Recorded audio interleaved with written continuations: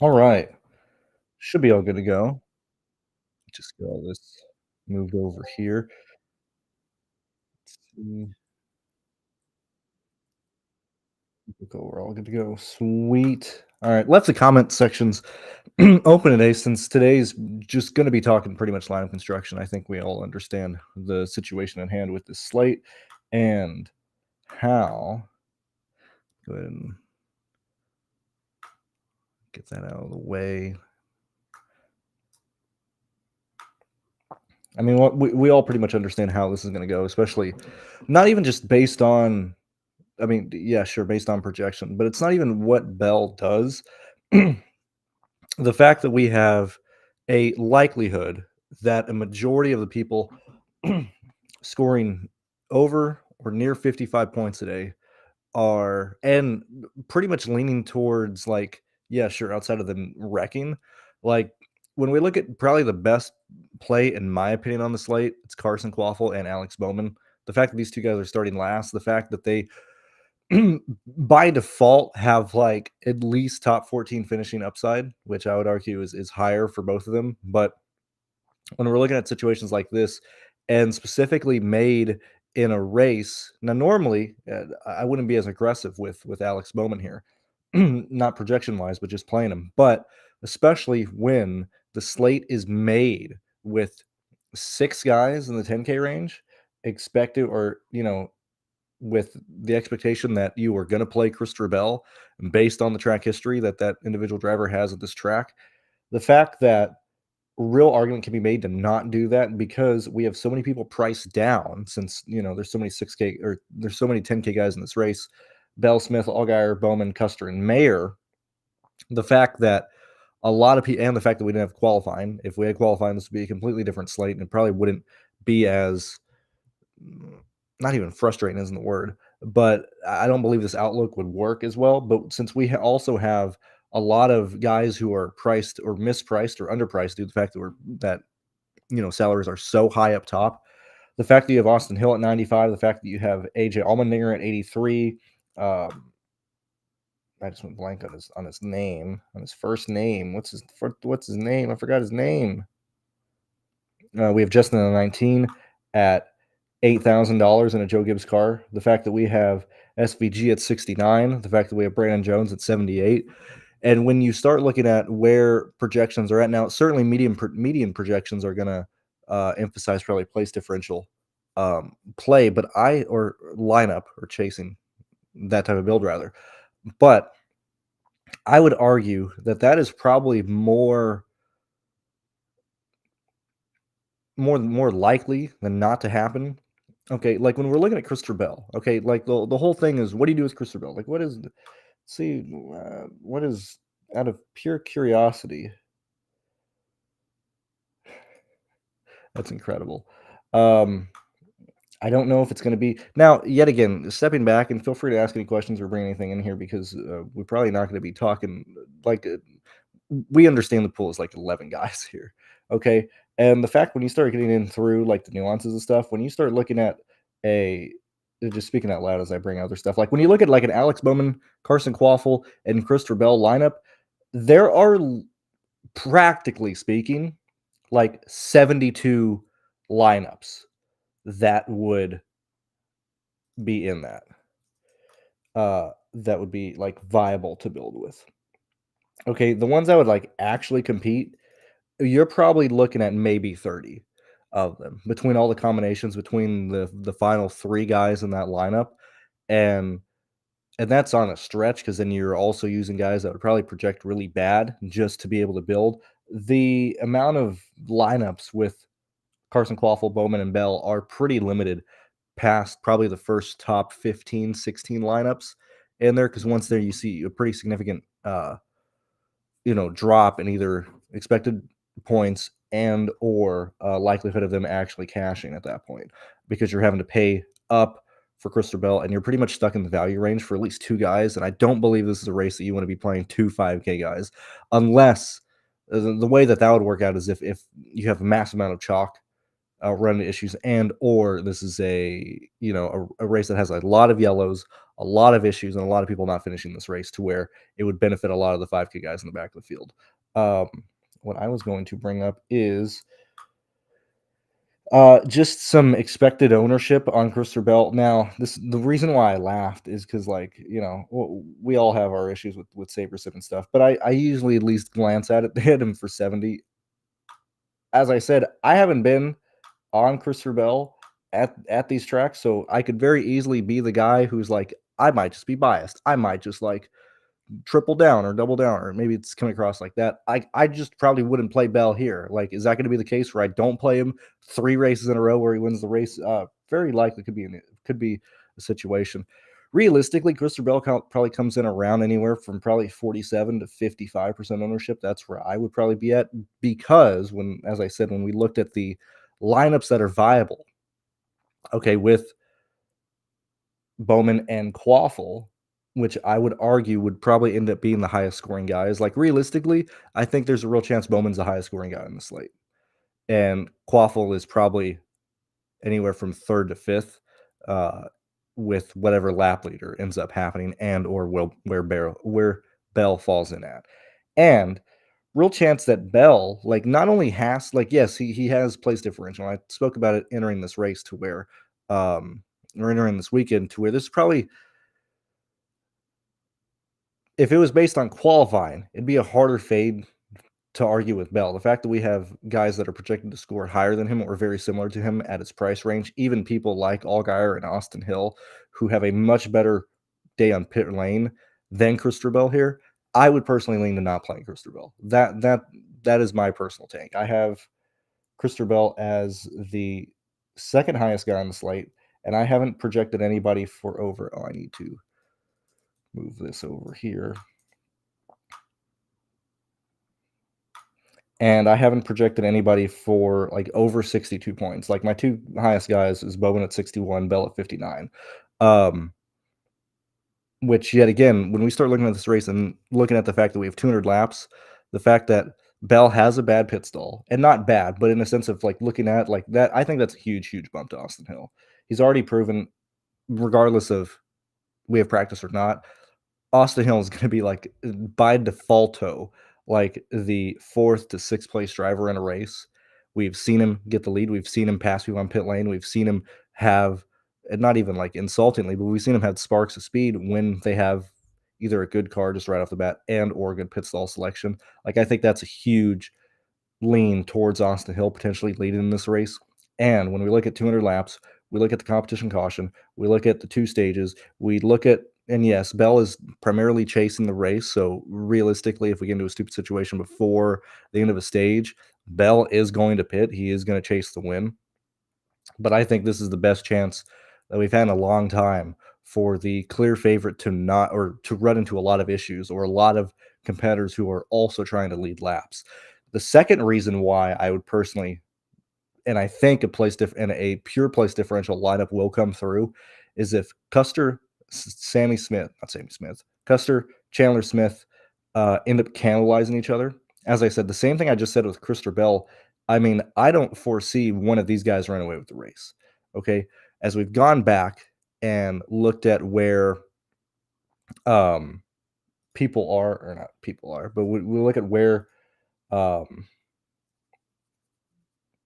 the teams at the short tracks were in the Xfinity series, specifically the argument to be made against the argument to be made for Joe Gibbs versus Junior Motorsports. When we look back at the data, if you go back like a year and a half, 2 years, 2.5 years or so, you will see that Joe Gibbs was like undeniably better than Junior Motorsports, specifically at places like Richmond, specifically at shorter tracks like this, like New Hampshire with, Bell ran away with it, and Gibbs also having fantastic runs.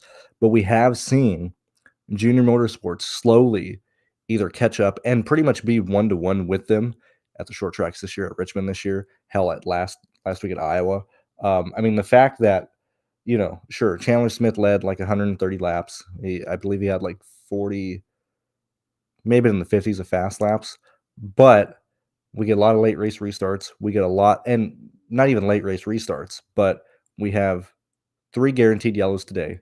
Most likely gonna have more with people not on or not practicing at all, specifically in the back of the field, whether it be them plowing the wall down or just getting loose and spin out, whatever the case may be. I think this is a terrible race for peoples that are starting up front and or one guy ran away with the race. Okay, so personally for me, I'm most likely going to be chasing place differential, and that would probably start with Justin Allgaier, Austin Hill. Like that is probably the closest up that I would want to be playing. Austin Hill and Allgaier, you can argue that both of them are mispriced due to where everybody else falls in line in terms of salary and in terms of value, but that is personally how I would approach it. Um, and I think you're also like even if you're chasing Bell, which I'm not, you're still forced into that range because you're most likely not playing Bell and one of the guys up front. I just don't see a way that you can realistically do that and not have like 3 drivers in your lineup that are absolutely horrific, right? That's where I'm at. Let's see what you fellas are saying or anything like here. What kind of projection do I think for Bell? Well, I kind of answered that, and like also, why does that matter? Not what my thing is, but when we look at where Bell is projected, we look at his arbitrary number. Realistically, most sites will have him as probably the highest projected guy.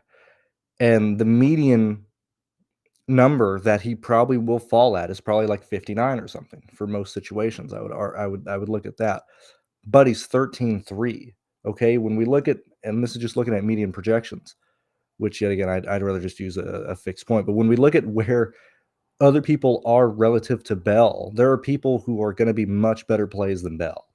Bell not only has to show up and kill the field again, but he also needs Carson Quaffle, Bowman, or probably one or two of these guys, Quaffle, Bowman, Jones, AJ Allmendinger, Hill, Allgaier, and that's not even including people like not who was I like Justin as well. I keep forgetting Justin's name. I'm like, what is his name?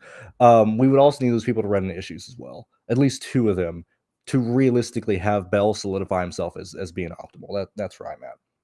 Who'd be the value plays if we went that way? Well, yet again, you can use at least like truly that's where I like just using SaberSim so we can very easily see that. But when we're looking at or building with, you know, and we'll argue the Bell, we'll argue the Carson, and yet again, I like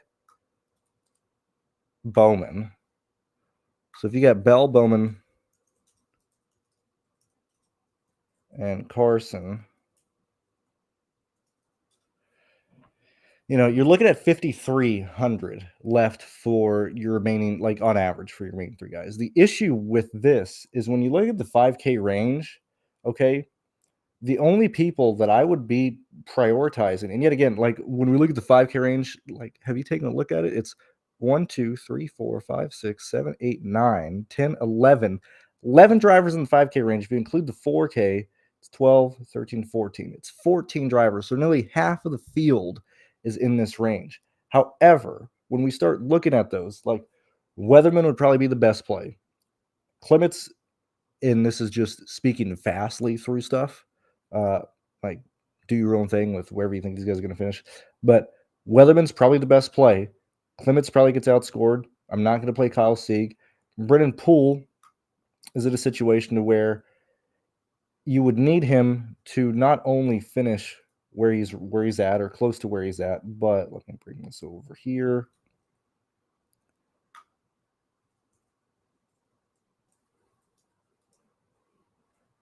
Him at 27 points is still not hitting value, which isn't the end-all be-all here, but I would much rather play Kai Weatherman. So at this point, we've identified Weatherman, Poole.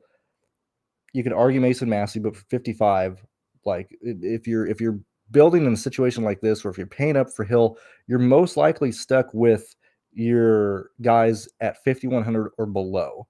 It's going to be really difficult to get to Smithley, going to be really difficult to get to somebody like Haley Deegan or Mason Massey. So I don't think the argument, in my opinion, is purely Weatherman, Poole, Mason Massey, Haley Deegan, because you would probably prefer those drivers.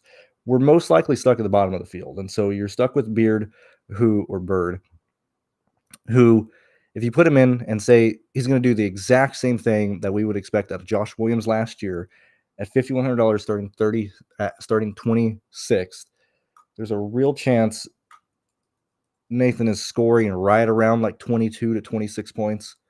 Okay. So like by default in that range, he's probably the best play if you're at the bottom. I would prefer to just play Perkins. And if I'm building, yet again, this is with Bell in mind and stuff. But even if you're not using Bell and you're focusing more on like a balanced build, you still need a 5K range driver. I would just take what Perkins can get me at $5,000 starting 33rd. This is a situation to where when we start looking at the viable lineups that are actually going to be competing in this field of 8,800, it's most likely going to be a bunch of trains, which you could argue is a good thing, you could argue is a bad thing. But I personally don't want my value driver being the one like truly holding my train back. Like if I play, like let's use like Clements as an example of why I think he's such a bad driver, or why I think he's such a bad play in this instance here. I feel like you're giving up far too much in that 5K range to where your lineup, if you know, you have 5 drivers that are the same, and then like, you play Clements over somebody like Kyle Weatherman or Perkins or whatever, there's a real chance that this lineup is probably going to score like 12 points less than whatever the optimal would end up being if you were building that way. So when it gets a situation like this, I would just prioritize the safer plays. And so the 2 best value plays on the slate below like 6K would be Weatherman and probably Perkins for me. That's where I would go. And I think the reason being is, one, Kyle Weatherman's starting 32nd. He's very easily going to get through the field. And Perkins, I just don't believe he's going to injure your lineup at all. Anything or anyone other past that, then you're just taking a risk that you are more than free to do. But that's probably not where I'm going to go. I'm also not playing a lot of lines today just because it's so chalky. I just don't really want to deal with that. Especially when we look at the field and we look at the instances, not necessarily this year or maybe it is this year, of chalk running the issues, which I think Taco had a great, let me see if I can find Taco's tweet. Where are you at, Taco? Here, where are we at? So, I mean, this is the Truck Series stuff, but still, I would argue is very interesting this year, just based on, and see, like I wasn't crazy when I was just like thinking out loud, and I saw this after I came back from Dallas. Now, yet again, this is Truck Series stuff, but now did this just happen to be like happenstance, and it just happened to happen in a situation of where we have seen in these 2 lower series ownership truly like more than we've ever seen before stay on the place differential plays that are more than likely to work out? And then is it just the case that those guys ended up wrecking, or maybe not those guys, but like speaking out loud, is this volatility directly related to the increase in volatility that NASCAR is having in general, yet again, this is the Truck Series, or is it just having a bigger impact on us the way we view it because the ownership has been much bigger? Like when all these guys used to be at like 35% and they wrecked out, it wasn't a huge deal.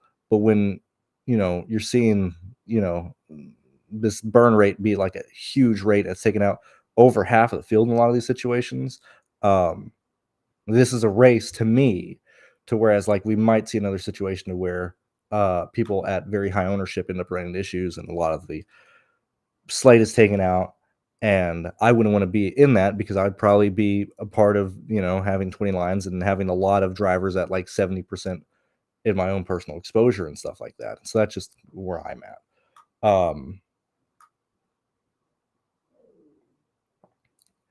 I hate having to play only 5 players. Yeah, I mean, even if it's Bell or not, like this situation where a lot of these lineups are kind of being made, like the pool. When we look at it in a contest selection, not even like, oh my God, who you build with, like when you're looking at like the numbers of like actual lineups, like when I bring my stuff up, yet again, I'm not using Bell But when I'm looking at a situation of like, I want to use Bowman, Carson Quaffle, and Brandon Jones, right? Is that crazy? I don't believe it is. When we look at like that type of build, um, let me see.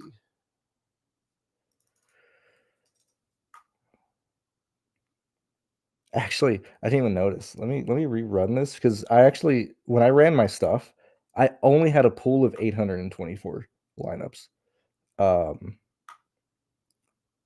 which is very concerning. Let me make sure I selected everything correctly. I'm pretty sure I did, but I just want to do this again to make sure.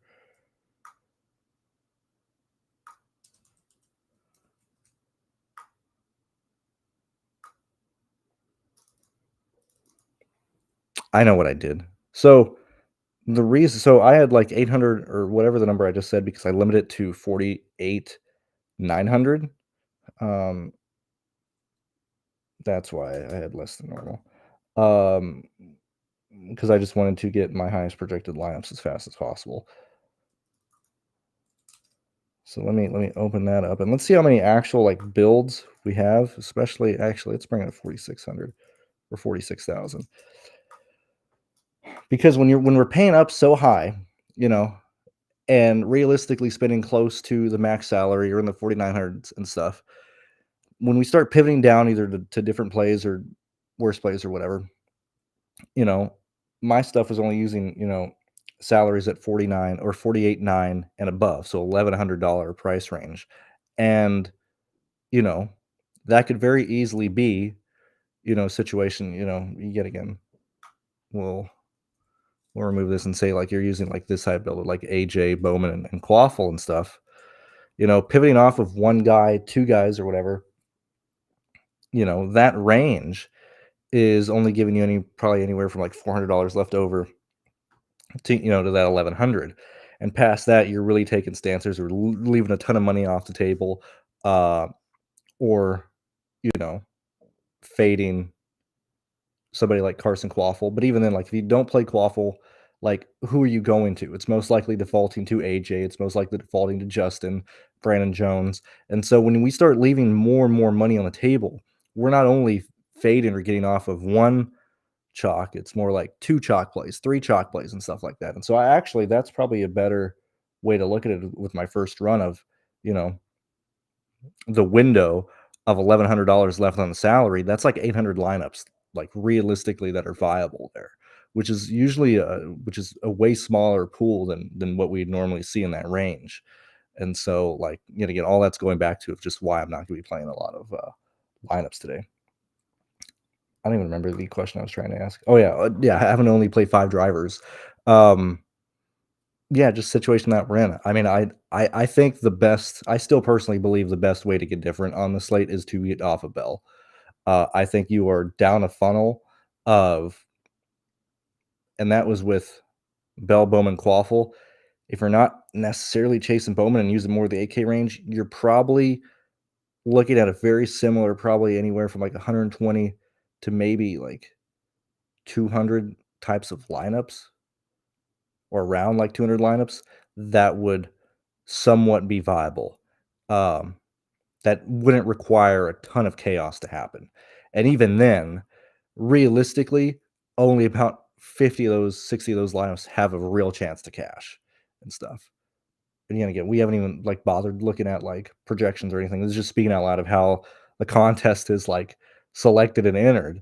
Realistically, if you're looking at somebody who's doing like an average of, anywhere from 10 to 20 lines, especially like in the 4,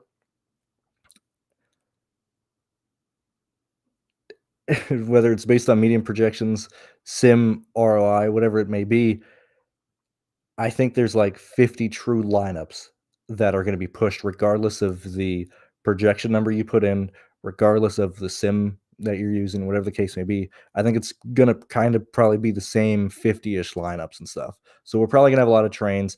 I don't think we see a solo winner, and I don't think we see a winner that probably has less than like maybe 4 dupes.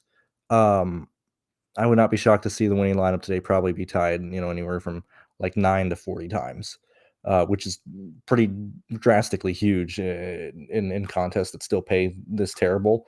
Uh, like, if you finish, the winning lineup has like 30 people in it, and you finish like, 31st with the first lineup that isn't optimal. I mean, that's $150, So I would argue this is a slate that you probably would have played less of versus going all in and trying to find like 1v1s and stuff. Because even like this would be a great one to look at of like how like JBC, what his ROI is, not in the sense of, oh, is JBC good or bad, but just to see what his ROI is on this slate as a 150 maxer in a slate that most likely doesn't have a solo winner and stuff.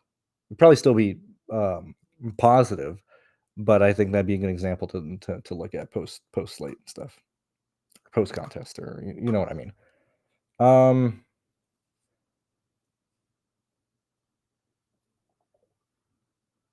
okay, so all right, here we are, pilot or pirate, pilot. I hate to tell everybody this, but everybody's a race car driver now. Okay, if at this point in the year of our Lord 2024, outside of Mussolini himself from Outback, okay, and even then, he's done some racing, but everybody has made starts here.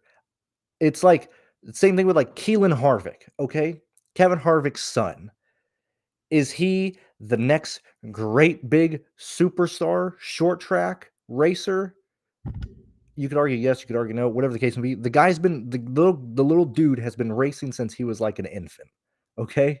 Like, I cannot wait for us to have Ace Dillon, Cash Boyer, and Keelan Harvick in the Cup Series in 2035.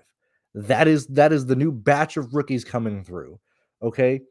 When all these drivers are given like everything to exceed as a kid. That's why I don't want to be a parent, okay? Because my kid would be the most entitled, spoiled brat because I would be like, I don't want you working for anything. I work my life. I'm gonna die. Feel free to take the money. Who gives a shit? Like who actually cares? Okay. I just want to spoil you. I'm gonna give you everything I didn't have. Here's every race and opportunity in the world. Okay. So when we're looking at, well, so and so has a lot of experience. These drivers have a lot of experience in these lower series. He's a real racer and stuff. They're all real racers at this point. Everybody who's involved in racing now has been racing for a long time. Okay, that's just how it is. Notice how a lot of the drivers who are in, I mean, and you can argue like um, like even the Gray brothers, like when they showed up in ARCA, they had already been racing like 10 years in their life. These kids already have the fundamentals down. It's not because they have sims, it's because they have families who are able to allow them to race for like their entire childhood up until now. And so when you look at Carson Quaffle, when you look at what's his name? Riggs. I was blanking on Scott's Riggs' kid.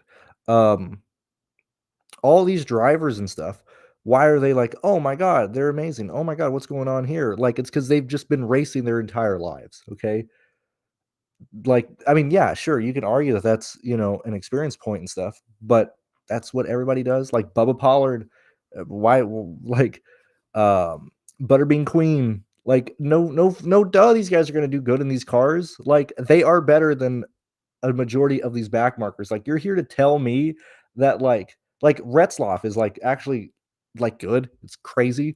But like when you look at these drivers here, like AW, actually horrendous. Reen, no idea who you are in the sense of like driving the 35 for Gase Motorsports, not going to do anything. Garrett Smithley is Garrett Smithley, which actually I'm not going to say that because I could still get suspended for that. Smithley sucks. Okay, Perkins is terrible. Weatherman, yet again, grew up racing more than other guys, but like had more racing experience in lower series. And like when you look at what they're able to do when they jump in cars, I'm not even talking now. Like what Weatherman was doing, like the Mike Harmon cars during COVID, like that's because they've been there, but they've been there more and more. Mason Massey, why is he getting more and or not more and more better, but like why is he performing better and better? Because he's been a racer for a long time. You can, shut on Haley Deegan all you want, but been racing since she was a child. Brandon Jones, sure, you could argue, oh, he's a racer, he's been racing a long time, but he didn't have that generation. He didn't have that, he didn't grow up like, you gotta think about it like this way. A lot of these people, which, I was gonna use Justin as an example, but I don't know if this is accurate. But a lot of these, like, younger guys coming through, they were born in mid to late 90s and or post 9/11. Okay? Like, we were watching kids born when the 2 towers were not even a thing. Like, that is where we're at. A lot of these racers, and even this generation, like, say they're not in the Xfinity or Truck Series right now, people who will be racing truck next year, racing Xfinity next year, were born in, like, '04. Okay? Like, they never feared death. They never feared, like, anything happened to another competitor. They've been given racing since they were kids and stuff, since they were a child. Like, they have a leg up on a lot of these boomer guys at this, like, Jeremy Clements, boomer at this point. Just, like, stamp it on his head. Boomer Clements. Why has he never done anything outside of the road course? Because he's a boomer. Okay. Why does Ryan Sieg, like, not have a win? Because he's a boomer. Okay. While he was spending his younger years starting and parking for RSS and Xfinity, like, these other generation of kids were, like, in good late models at other tracks. Like, and it's not, I also want to argue why, very quickly, why I like faster motorsports. Okay. Like, if I was to race, okay, clearly I want to go fast. Okay. I have no desire to, like, go to a local asphalt track that's like a fucking third of an eighth mile and, like, run there. Like, that's not fun. We're not going fast. There's only one place on earth where you can, like, go truly, or not one, like, one series on earth where you can go truly in ovals at, like, anywhere from 150 to, like, 190, and it's NASCAR. Okay. So, like, anybody who is like, oh, they all have racing experience. Oh, the one I love is, man, these guys are short trackers, man. They just run a lot of Carolina late model races. Like, what do you, every track in America is a short track. Where are you finding, like, an intermediate? Where are you finding a, like, 2 mile racetrack in the US that, like, Billy Bob Thornton? That's it's Billy Bob Thornton's cool. I was gonna say Billy Bob, just like, some random hillbilly name. Like, where are those guys running like 180 in ovals? Like, yeah, no wonder they struggle there, because you don't do that anywhere. Okay. Um, and so, like, yeah, sure. If everybody's a racer now, everyone is short track by default, because, like, there's just short tracks all over the board. Anyway, that's my opinion of, like, where we're at. With, like, Justin, the wheel and modified stuff. Yeah, sure. Bigger tires, more grip, you know, you could argue higher downforce, whatever. I don't think it's that big of a deal. I truly don't. I don't remember his name off the top of my head. Who was the guy who um, was just destroying Venturini cars and Joe Gibbs cars and stuff? Give me a second here. I can find that really fast. Let's go ahead and find out together. Also, at this point, if you guys do have any more questions, or if you need to talk about the slate, we will return to that. But at this point, I think we've discussed most things. But, like, the name, this guy always slips my mind. I know and I'm going off him because he DNF'd back to back in ARCA race and the Xfinity Series race. May have been pre-COVID. Let me see. He basically, like, pissed off Venturini to where they stopped taking his money. He pissed off Joe Gibbs because he kept taking his money, or they stopped taking his money. It may have been 2021. Oh man, I just went blank. What is his name? This is, like, a great example of, like, somebody who didn't have, or who was just actually bad, and, like, got kicked out before, like, it just continued and stuff. Where are we at? God dang it, man! It can't be 2019. You telling me this was 2019? No way, Jose. Oh no, it's not. I can't. What? Who? He was, like, driving the 19. It's not Jones. Oh man, my lord, I can't remember what it is. The 2018? Oh my god, are these years just, like, this felt like 2 years ago. If it's 2018 or 2017, I'm gonna cry.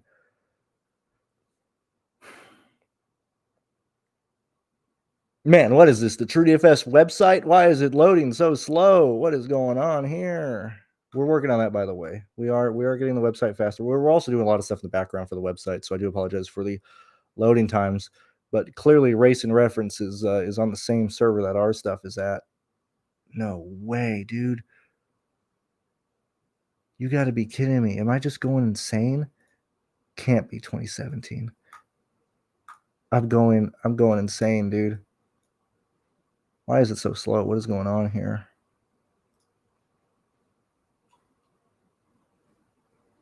I can't for the life of me remember. I have all the Daytona races here.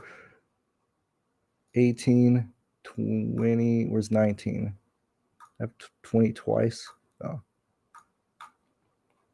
I'm going insane. Who is the guy who was the guy that, like, you know, Bill Venturini or whatever was like, he ain't never running one of my cars again because he keeps destroying stuff. Oh man. No, not Brandon Brown. No. He was a fucking ARCA guy who maybe I need to look at ARCA races instead. That might be easier because he DNF'd in the ARCA race at Daytona on like lap 7, and then DNF'd in the Xfinity Series race the next day. So let's go ahead and actually we need to go 23. Oh my gosh, I'm just going blank.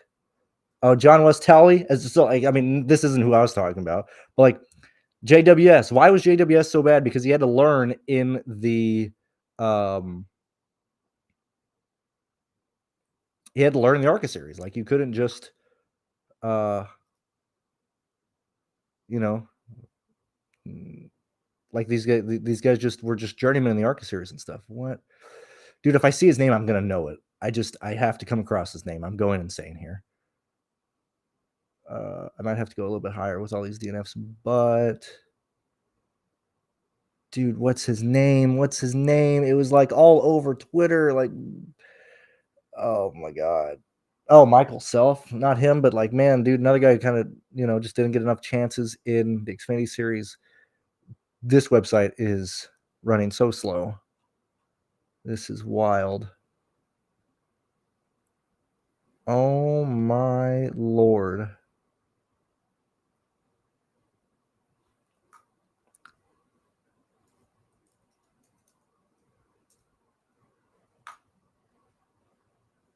Fuck it. I'm just going to start looking at Bill Venturini because I know. Like, dude, okay, now we're on like a wild goose chase because, like, I'm not going crazy. Who is this guy?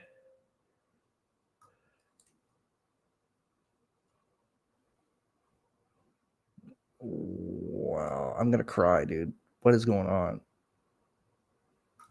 He did ARCA races. Austin Theriot. No. Clay Green. No. This guy. Oh man. Yeah, he was like teammates with Drew Dollar. What is going on? Was it a Joe Gibbs car? Why is it under two different names? Billy and Bill. It's not him either. Oh no. He's okay. Hold on. Now I gotta. Okay, hold on.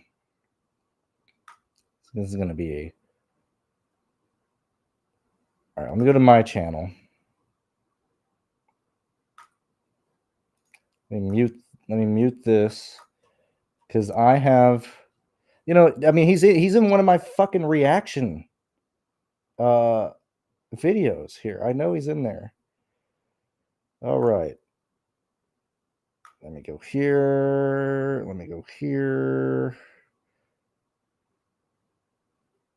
2022 Supercut. Was he in 2022? Let's see.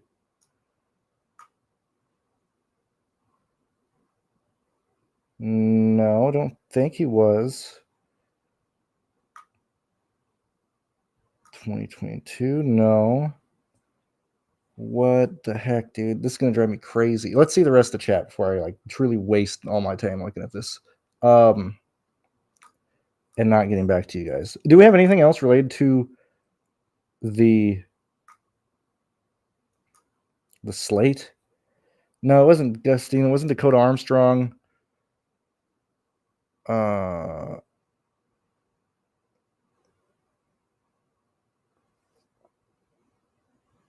Oh, what? Also, Danny, I'm sorry. I'm just seeing this. What are two tracks for comparison? I would do Iowa. I would do Gateway. Now, Xfinity doesn't come to Gateway, so I would actually look at directly at what they did at Iowa. This past weekend is probably the best thing if you're like looking for more stuff. Then you can go to Richmond and Phoenix, but I would prioritize. Um, I would prioritize what the heck? I prioritize Iowa. Dude, I'm going crazy. What is this guy's name? It had to be like, oh man, what's his name? It may have been Drew Dollar. Who knows?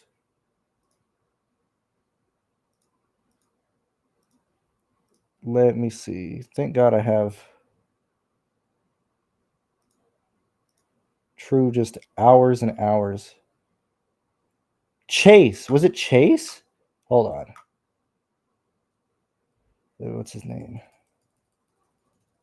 Let me see. Because he like wrecks himself off of Haley Deegan, I believe. Yeah. What's his name? No, he's in the 18 here. It was Drew Dollar. Okay, it was Drew Dollar. My bad. Maybe I was just. Did anybody say Drew Dollar? Did anybody say Drew Dollar? Was I ignoring Drew Dollar? Okay, yeah. So nobody said Drew Dollar. But it was indeed Drew Dollar. I guess I either missed it or just didn't pay attention to it. Am I even looking at the right race?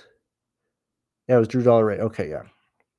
So like Drew Dollar, I mean, this is like a 10-minute ordeal. That's why I get, dude, how does this guy crash himself and finish? I was looking way down here. So Drew Dollar is a great example of somebody who, yet again, born in the year of our Lord 2000, right? This is who's racing now. Got pushed up way too soon, did not spend his like youth, truly racing on little go-karts, or he could have just been absolutely bad. But Drew Dollar absolutely like pissed off everybody. Like nobody wanted to take his money. Okay. Because you look at where he was in what he did in Xfinity, and we see that he crashed at Daytona literally the next day and then never really did anything here. Venturini did not continue to take his money because we would see that he would just constantly wreck people, and he would wreck Venturini cars when he wasn't even racing. That was the whole ordeal. This last race at Kansas, I believe, when he got involved in a wreck, is that 20, 20, 21, 22? Pretty sure it's this one here when he got wrecked at Kansas. He's involved in a wreck. Yeah. So this race right here, like, look at these races, man. You're doing this in ARCA, like that's insane. Especially at this time when ARCA had like 12 cars. Like, how many cars was in this Kansas race here? Like this Kansas race was the one that like solidified it. And then he wrecked again at Charlotte. How many cars were in these races? Like 11, 19 cars, and Drew Dollar is just wrecking people left and right. I can't believe I forgot it was Drew Dollar. What a time. But anyway, that's where I'm at in terms of, do these guys have experience? Have they been racing their whole time? Whatever the case may be. Like everybody's in that category now. I don't think that's a data point. It was important back, 2019, 2018, COVID and stuff, when people were working in or people were coming in of like, who is these guys? Who is this guy? And truly, I mean, we can talk shit about Josh Reaume, but at least he's just a journeyman in the truck series. He does his own thing. But truly, like the only driver who has come in with like no experience was Steven, Outback Boy. That's why I gave him so much shit. And he kept changing his story around, man. He came in off the bat, like the first podcast he did with like, Jordan and Nick. He's talking about, like, man, dude, doing this stuff's gonna get me laid, man. I was at the casino talking to women, told him I was a NASCAR truck series driver at this road course that I DNF'd at. And then it progressed from that to like, I'm just doing this to get women, doing this to get laid, doing it for clout. I'm a clout chaser. And then it was like, oh yeah, I'm gonna sell my Dodge or my own car to like run ass last at Martinsville, to where it's like, hey guys, hey Outback, remember me? I'm a little blue collar, waiter, server boy, get out of here, man. Like that, like in this day and age, like you should be a guy who's like racing. Like you should come from money. Like don't we don't need any of this stuff. We don't need like what is going on. Man, you guys are bringing up some like Dakota Armstrong being brought up is wild, man. I mean, you guys are watching. Maybe I said it wasn't Dollar. Maybe I just looked over it and just Drew Dollar was so bad, I just forgot it was him, I guess. That's wild. Um, let's see what else we got here. Um, so why not limit the optimizer to oh, okay, yeah, sorry. Stop and say hi. I've watched the okay. Oh yeah, I forgot they're fighting in like Abu Dhabi or something, Alex. So why not limit the optimizer to 49.50 as a max? Which, yes, can be a way to do that as we're getting different. But my point at that juncture in the video was identifying or talking about specifically the funnel of lineups that are actually viable today. I mean, that $500 is not making that much of a difference. That's like, truly getting off of like, it could be one driver and replace them with like 3 to 4 that'll either bring you in or out of that 500 range, especially when it's like this close and stuff. And when you're taking, say if you have the whole lineup and you're moving people from like the AK range and stuff. Oh man, I don't want to play Quaffle. I'm gonna play Jones instead. What is the difference in that lineup between like at 88 and Jones at 78? Like, yeah, sure, that's $1,000, but like that's just like one play. So anyway, like the point of me when I was talking about like having it open or like using all the salary and stuff was just to identify how many actual viable lineups or how many viable lineups there are like today and how small that number is relative to like other slates and stuff because we're all using practically the same lineups. Um, sorry that it took me forever to get back to that question, Ryan. Um, but yeah, like Braxton Bush, yeah, he's gonna be. I cannot wait, man. Like it's a shame. Actually, it's not. Never mind. But like, dude, NASCAR in the future is just gonna be the sons and daughters of NASCAR drivers. It's almost insulting. It's almost insulting how that is. Like fucking Chase Elliott. Oh my god, it's just family. NASCAR is a family sport, and it's like, look, yes, if you're famous or you have a big name, doors can be opened easier for you. Like we all understand that, okay? Now they can be closed just as easily if you don't show anything. But you're telling me that like companies and team owners aren't going to at least open the door for all these like sons and daughters of drivers to race in the Xfinity series, to race in the truck series, to race in the Cup series? Like, come on. And then especially like if you look at like the Cup series, for example, and you rank drivers based on skill, let's just go through and look at these drivers here. Also, shout out to you guys for sticking around and hanging out for 48 minutes. We'll be done soon. But let's just take the field from Iowa, okay, and like actually rank how good these drivers are. And the reason I'm doing this is because like the Chase Briscoe going to the 19, right? God, dude, Chase Briscoe sucks. He's on par with Alex Bowman. Like, why do these guys have rides, man? Why are they locked into these rides? Because of money. But like, if we just rank these drivers, like where are they at?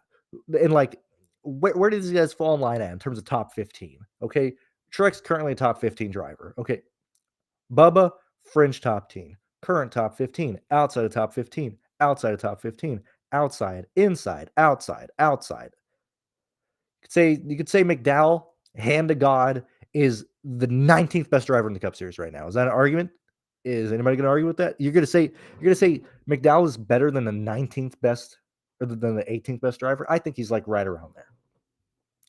Top 15 driver, top 15 driver, not even top 25, top 15, fringe top 15.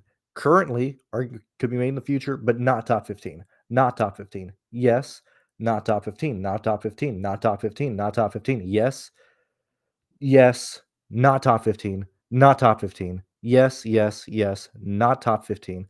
And we could argue that at this point, Kyle Busch could be right at the 15th best driver in this. not top 15. Yes, no, no, yes, no, yes. Depending on what track it is, we're going to say no because we don't see AJ competing at 1.5. So I've probably said yes to maybe 13 drivers there. There's no way I hit 15. Okay.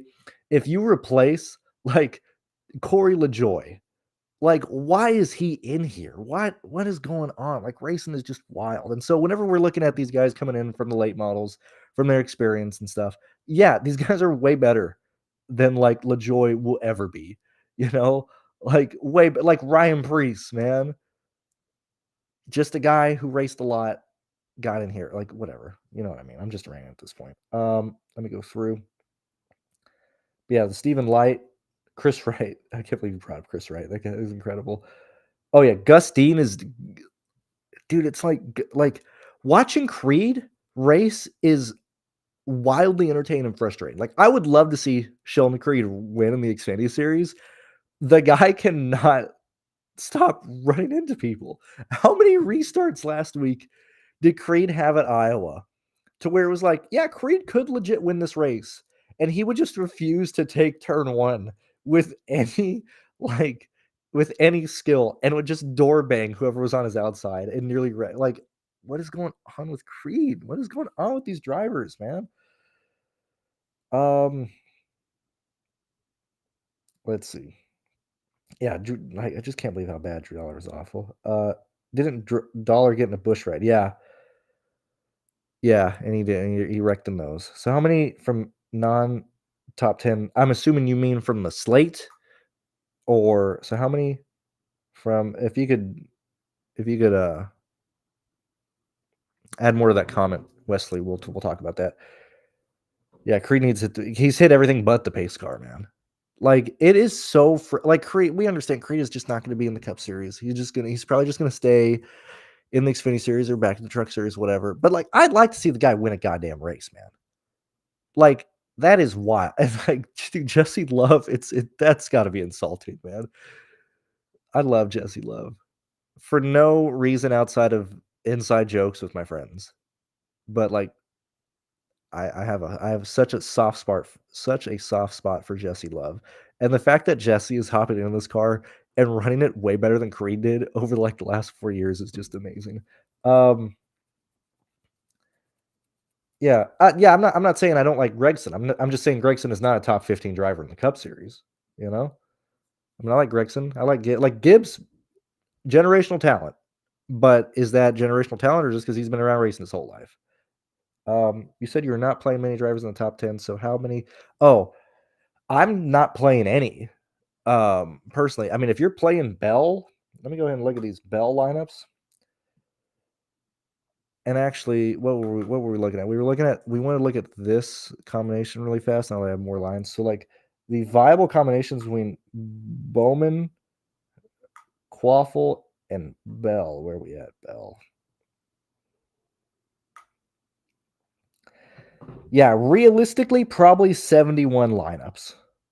I think that is the actual viable pool with these three drivers. Not even maybe not even viable, but out of that 71, maybe 30 would actually be competing, and then the other ones would probably get pushed out of being uh in the top like 20% of the lineups or in the cash line or whatever. But answering your question of how many guys in the top 10, I'm personally not going to play anybody in the top 10 today. That's where I'm at. I think Allgaier, I think Austin Hill should be the closest up you go today. Yeah, man, I just think you play place differential plays because they have a very high likelihood of all scored nearly 50 points, man.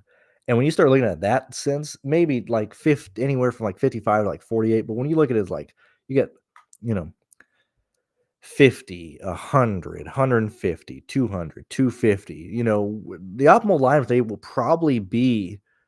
And I'm not even that big on chasing what the projected optimal lineup points will be, but that lineup will probably be in like the 340s or 350s. If the main lap leader is in there as well, probably like 350s. cash line today might be like 320, maybe like 315. I don't see how a lineup cashes that isn't scoring like 300 points today. I mean, I think it's going to be a high scoring slate, and it's mainly going to be due to the PD plays and stuff. But yeah, anyway, I think we about covered it all. I believe practice is about to possibly start. I don't know. Let me see. Pretty sure it is. Maybe it already did. We'll see. What's going on? What's going on, Bob? What's going on? Let's see. It's raining, I guess. Cup practice scheduled for 12:35, so I'm actually half an hour early. It'd be incredible if we just don't have any practice at all this week, and then just watch the week again. Also, secondly, remember we only have 3 races the next 2. Now, yet again, this is Cup Series, but yet again, maybe in case you forgot or maybe you didn't or whatever, we only have 3 races in the month of July. Why is nothing loading, man? Poor Chrome is being destroyed. But we only have 3 races in July, and then we have like the Olympics or something here. And we only have 3 races in August, So, and if you look at it in this sense, like we have Loudon, which might just be, no practice, place differential weekend, right? Nashville 1.5, probably a good week to play lineups in, or like chase stuff, as I would just follow 1.5 stuff. Chicago Street Race, ugh, I don't want to deal with that shit again. Pocono 1.5. This is just an unknown. This Indy race, absolute wild card, absolutely unknown. Not even in like what's going to happen here. Like this could be one of the dumbest races we've had in a long time, man. Like how many people in this field have ran a Brickyard 400 race? It's gotta be. When was the last time we ran at the Brickyard in the Cup Series? That wasn't a road course. It was the Casey Kane win. So that is 2019, 2018. When the hell actually okay, I gotta close out some of these things, man, because we're killing. I got a fucking i9 1200K processor, and Chrome is like, you know what? We're just not gonna work. So let's see. It was 2017. What's going on here? Was it 2019? Maybe I was wrong. If it was 2019, did he win? Yeah, well, it was Harvick. Okay, so let's see. 1, 2, 3, 4, 5, 6, 7, 8, 9, 10, 11, 12, 13, 14, 15, 16, 17, 18, 19, 20. Okay, so 20 drivers ran the last oval race here. That's gonna be nuts. We get to August, short track, intermediate, super speedway. So like, I mean, keep this in mind here of like you can either play like more or allocate more. I don't know what your weekly budget is, for these races and stuff. But you could either, take some weeks off and just save and just slide through the summer months and wait for NFL, or you could like target Nashville, probably Pocono, Michigan, and Daytona more. Like, just keep that in mind because we got less races going on in the next 2 months due to the Olympics and just how everything's lining up. So like if this is a wash this weekend with place differential, hey man, maybe just back it off, play less lines, and then just chill and wait till July and August and stuff. Anyway, that's kind of where I'm at. Same to you, Noah. Best of luck. Best of luck to everybody. Thank you for showing up and hanging with me. And I will. I'll talk to you guys tomorrow. I'm gonna do the live show tomorrow, regardless if they race or not. I'll do it tomorrow at like 10 a.m. Eastern time. But thank you guys very much, and I'll see you guys later.